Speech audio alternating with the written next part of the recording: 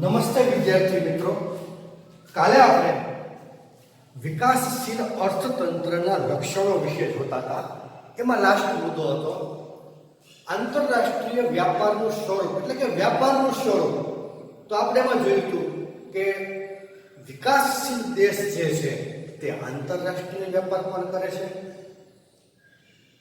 વ્યાપારના બે પ્રકારો છે.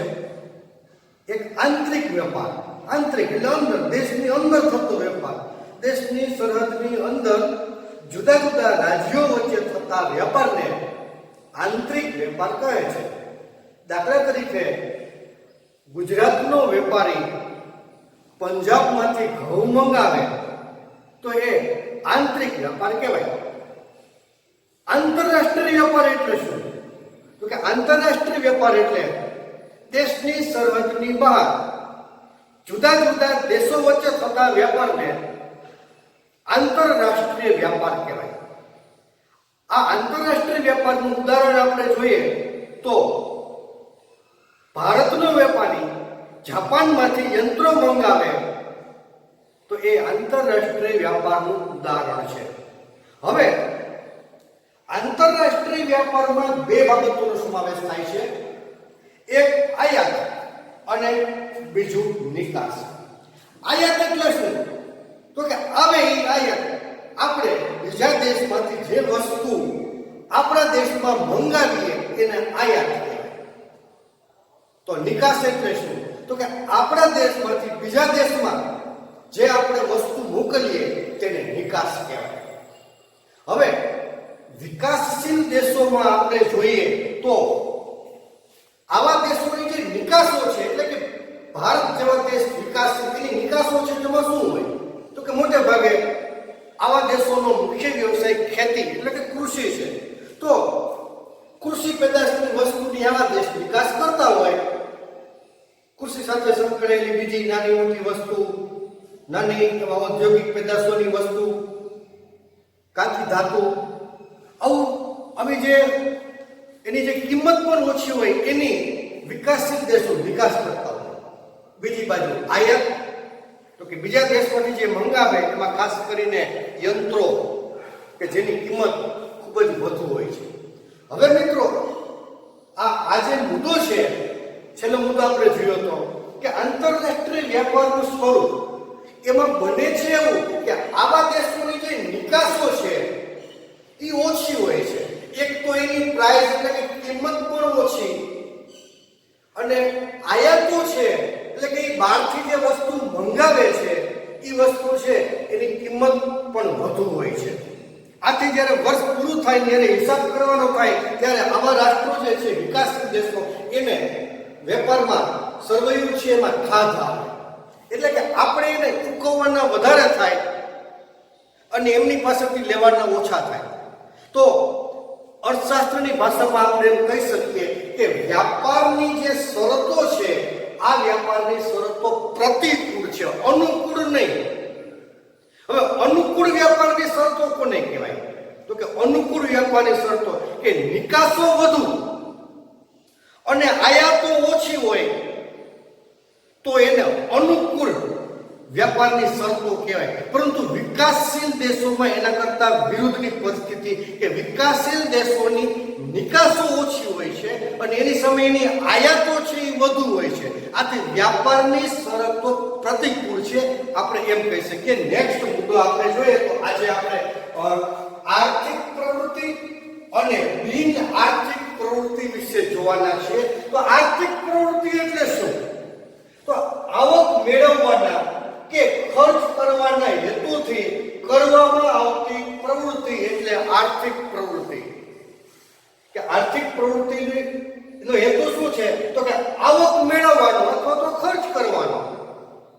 દાખલા તરીકે આપણે સ્ટેશનરીની દુકાનમાં જઈએ તો એમને નોટબુક આપો, તો એ વેપારી આપણને નોટબુક આપશે. પછી આપણે કહીશું કે કેટલા રૂપિયા દેવાના, તો એ કે 25-30 છે કે, તો આપણે એને રૂપિયા આપ્યા, એને આપણને બુક આપી. તો આ જે પ્રવૃત્તિ થઈ એને આર્થિક પ્રવૃત્તિ કહે છે. આપણા માટે ખર્ચ થયો, વેપારી માટે આવક થઈ. તો કેવી પ્રવૃત્તિને આર્થિક પ્રવૃત્તિ કહેવાય? તો અહીંયા છે ખેડૂતો, કારીગર, વેપારી, શિક્ષક આ બધા છે એ આવક કે ખર્ચ કરવાના હેતુથી પ્રવૃત્તિ કરે છે, એટલા માટે એને આપણે આર્થિક પ્રવૃત્તિ કહીએ છીએ. બીજું બિનઆર્થિક પ્રવૃત્તિ, એના કરતા વિરુદ્ધ, કે જેનો હેતુ આવક મેળવવાનો કે ખર્ચ કરવાનો નથી, તેવી તમામ પ્રવૃત્તિઓને બિનઆર્થિક પ્રવૃત્તિ કહે છે. ધારો કે માતા દ્વારા થતો પોતાના બાળકનો ઉછેર, પછી સામાજિક સેવા, આ બધી જે પ્રવૃત્તિ છે એને બિનઆર્થિક પ્રવૃત્તિ કહેવામાં આવે છે. હવે જો કદાચ એક ગુણનો પ્રશ્ન પૂછાય કે નીચેનામાંથી કઈ પ્રવૃત્તિ આર્થિક છે અને કઈ બિનઆર્થિક છે, તો આ ઉદાહરણના આધારે આપણે જવાબ છે આપી શકીએ. ડોક્ટરની પ્રવૃત્તિ છે, શિક્ષકની પ્રવૃત્તિ છે, આ બધી જે પ્રવૃત્તિ છે એ આર્થિક છે. પણ જો એ સેવાના હેતુથી કરતા હોય, એટલે કે વળતરની અપેક્ષા ન હોય, તો તે બિનઆર્થિક પ્રવૃત્તિ કહેવાય. ડોક્ટર પાસે આપણે જઈને આપણી પાસેથી જે આપણે ચેક કરે પછી જે ફી લઈએ છીએ એને આપણે આર્થિક પ્રવૃત્તિ કહેવાય. પણ એ જ બધા ડોક્ટરો સાથે મળી અને કોઈ ગ્રામીણ વિસ્તારમાં કેમ્પ કરે, વિના મૂલ્યે કેમ્પ કરે, કોઈ પાસેથી ફી વસૂલે નહીં, તો એ પ્રવૃત્તિને બિનઆર્થિક પ્રવૃત્તિ કહે છે. વર્તમાન સમયમાં આ કોરોના મહામારીના કારણે જે સમાજ સેવકો જે બધા સાથે મળી અને યથાયોગ્ય જે પોતાનો ફાળો આપી અને સમાજના જે ગરીબ વર્ગોને જે કીટ આપે છે અનાજ સહિત વિવિધ પ્રકારની વસ્તુઓની, એ પણ અર્થશાસ્ત્રની ભાષામાં એને બિનઆર્થિક પ્રવૃત્તિ કહે છે. હવે નેક્સ્ટ મુદ્દો જો આપણે જોઈએ તો ભારતીય અર્થકારણનું માળખું. હવે આપણે આપણો દેશ જોઈએ ભારત, તો એની અંદર અસંખ્ય પ્રવૃત્તિઓ થાય છે, ઘણી બધી પ્રવૃત્તિઓ. તો આ બધી પ્રવૃત્તિનો અભ્યાસ એકી સાથે કેમ કરવો, આ એક પ્રશ્ન છે. આપણે જે ક્લાસરૂમની અંદર જે સંખ્યા છે એ મર્યાદિત છે, 40, 45, 50. આનાથી વધુ થાય તો આપણે કામ કરવામાં થોડી ઘણી મુશ્કેલી પડે, તમને બેસવામાં મુશ્કેલી પડે, અમને થોડીક આમ ધ્યાન ભણાવવામાં મુશ્કેલી પડે, અવળી મોટી સંખ્યા હોવાથી. એટલે આપણે શું કરીએ છીએ, વિભાજન કરી નાખીએ છીએ કે અ, બ, અ, ડ. તેથી તમામ પ્રવૃત્તિ સરસ રીતે થઈ શકે. કોઈ પણ સ્ટુડન્ટનું નામ લઈએ તો સ્ટુડન્ટ ક્યાં છે, ધારો કે ધવન ભગાયતા, તો 11 અ, તો તાત્કાલિક 11 અમાં જઈ અને એ સ્ટુડન્ટને ગોતી લેવામાં આવે. કેટલું સરળ આપણે પ્રવૃત્તિ થઈ ગઈ, દરેકની હાજરી અલગ, વર્ગ શિક્ષકો અલગ વગેરે. તો જે દેશ છે એની અંદર અસંખ્ય પ્રવૃત્તિઓ થાય છે, ઘણી બધી પ્રવૃત્તિઓ થાય છે. તો આ પ્રવૃત્તિનો અભ્યાસ કેમ કરવો, તો એની અભ્યાસની સરળતા માટે અર્થશાસ્ત્રમાં આજે ઘણી બધી એક્ટિવિટીઓ થાય છે, એને 3 વિભાગમાં વિભાજિત કરવામાં આવી છે. આ 3 વિભાગમાં પ્રાથમિક ક્ષેત્ર, માધ્યમિક ક્ષેત્ર અને સેવા ક્ષેત્રનો સમાવેશ થાય છે. મિત્રો, પરીક્ષાની અંદર આમાંથી કોઈ પણ એક પ્રવૃત્તિ આવે કે આ પ્રવૃત્તિ કયા વિભાગની છે, તો આપણને એનો ખ્યાલ છે એ આવી જાય. એટલા માટે આપણે અભ્યાસ કરીએ છીએ કે ભારતીય અર્થકારણમાં પ્રથમ જે માળખું, પ્રથમ વિભાગ છે પ્રાથમિક ક્ષેત્ર. તો પ્રાથમિક ક્ષેત્રમાં કઈ કઈ પ્રવૃત્તિની સમાવેશ થાય છે, તો મુખ્ય વ્યવસાય ખેતી, પછી ખેતી સાથે સંકળાયેલી બીજી અન્ય પ્રવૃત્તિઓ, એમાં પશુપાલન, પશુ સંવર્ધન, જંગલો, મત્સ્ય ઉદ્યોગ, મરઘા બતકા ઉછેર, કાચી ધાતુનું ખોદકામ, આ બધા ક્ષેત્રોનો સમાવેશ છે તે પ્રાથમિક ક્ષેત્રમાં થાય છે. વિદ્યાર્થી મિત્રો, બરાબર ખ્યાલ રાખજો, કોઈ પણ પ્રશ્નમાંથી આવી શકે કે મત્સ્ય ઉદ્યોગ એનો સમાવેશ કયા વિભાગમાં થાય છે, તો આપણને ખ્યાલ આવી જાય કે તેનો સમાવેશ પ્રાથમિક ક્ષેત્રમાં થાય છે. નેક્સ્ટ મુદ્દો જોઈએ માધ્યમિક ક્ષેત્ર. માધ્યમિક ક્ષેત્રમાં નાના મોટા ઉદ્યોગોનો સમાવેશ થાય છે. બાંધકામ, મોટા મોટા આંતરિકથી માંડીને મોટા મોટા યંત્રો સુધીનો સમાવેશ છે એ માધ્યમિક ક્ષેત્રમાં થાય છે. ટૂંકમાં માધ્યમિક ક્ષેત્ર એટલે ઉદ્યોગનું ક્ષેત્ર. અહીંયા બધા ઉદ્યોગોનો સમાવેશ થાય છે. તો આ 3 માંથી ઔદ્યોગિક ક્ષેત્ર તરીકે કયો વિભાગ ઓળખાય છે, તો માધ્યમિક ક્ષેત્ર, કારણ કે એમાં બધા ઉદ્યોગોનો જ સમાવેશ થાય છે. ત્રીજો મુદ્દો સેવા ક્ષેત્ર. સેવા ક્ષેત્રમાં અર્થતંત્રમાં થતી બધી જ સેવાઓનો સમાવેશ થાય છે. આ સેવાઓમાં વ્યાપાર, બેંક, વીમો, વાહન વ્યવહાર, શિક્ષણ, હવાઈ અને દરિયાઈ વ્યવહાર, પ્રવાસ, મનોરંજન, આ બધી સેવાઓ કહેવાય. આ સેવાઓનો સમાવેશ છે એ સેવા ક્ષેત્રમાં થાય છે. તો આ રીતે અભ્યાસની સરળતા માટે પ્રવૃત્તિઓને 3 વિભાગમાં વિભાજિત કરી. હવે મિત્રો મહત્વનો મુદ્દો એ છે કે વિકાસશીલ દેશોમાં પ્રાથમિક ક્ષેત્રનું પ્રભુત્વ વધુ હોય છે. રાષ્ટ્રીય આવકમાં પ્રાથમિક ક્ષેત્રનો હિસ્સો વધુ હોય છે.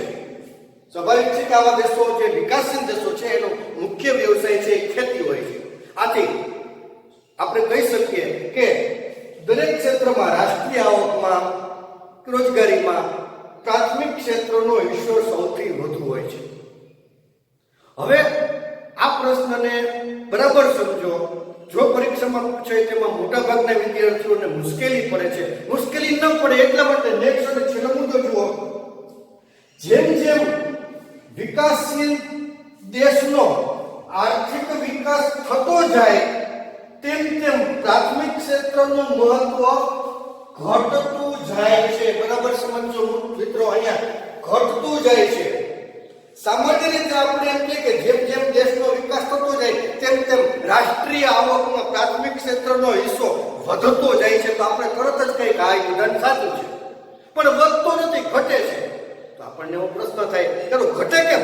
જે રાષ્ટ્રનો વિકાસ થાય છે તો ખરેખર તો રાષ્ટ્રીય આવકમાં પ્રાથમિક ક્ષેત્રનો હિસ્સો વધવો જોઈએ. આ તો ઘટે છે, તો એમ કેમ થાય? તો મિત્રો, જેમ જેમ દેશનો વિકાસ થતો જાય તેમ તેમ રાષ્ટ્રીય આવકમાં માધ્યમિક ક્ષેત્ર અને સેવા ક્ષેત્રનો હિસ્સો વધતો જાય છે. એની સામે પ્રાથમિક ક્ષેત્ર છે, આ બધા જે વેપારી પ્રવૃત્તિઓ છે એનું મહત્વ ઘટતું જાય છે. એટલે ઓલ ઓવર જ્યારે આપણે આંકડાકીય માહિતી જોઈએ તો આનો હિસ્સો વધુ હોય છે, પણ જેમ જેમ વિકાસ થતો જાય છે તેમ તેમ આનું મહત્વ ઘટતું જાય છે. પ્રાથમિક ક્ષેત્રનું મહત્વ ઘટતું જાય છે અને માધ્યમિક અને સેવા ક્ષેત્રનું મહત્વ છે એ વધતું જાય છે. નેક્સ્ટ મુદ્દો, ઉત્પાદનના સાધનો. મિત્રો, ઉત્પાદનના કુલ 4 સાધનો છે. કુદરતની જે સંપત્તિ છે એમાં આપણે માનવ શ્રમથી જે વપરાશ યોગ્ય વસ્તુ બનાવવામાં આવે તો એની અંદર 4 સાધનો છે એમની જરૂર પડે છે. તો આ જે 4 સાધનો છે એ જમીન, મૂડી, શ્રમ અને નિયોજન. એકદમ શોર્ટમાં યાદ રાખવાનું કે ઉત્પાદનના 4 સાધનો જમીન, મૂડી, શ્રમ અને નિયોજન. તો સૌપ્રથમ જમીન એટલે શું? તો આપણે સામાન્ય રીતે આપણે એમ કહી શકીએ કે જમીન એટલે પૃથ્વી ઉપરનું પડ.